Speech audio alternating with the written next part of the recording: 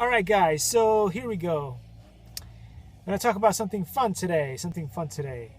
A phone, a cool phone, a cool AT&T phone that I got because my older phone was 3G and 3G no longer works. They've killed the system. Now it's only 5G. They skipped a generation or whatever. I don't know. Technology, right? Skipping things, doing things. Anyway, this is a cool phone that I got because of that thing, and it looks fantastic. I'm going to show it to you real quick. Oh happy day, oh happy day. Here it is.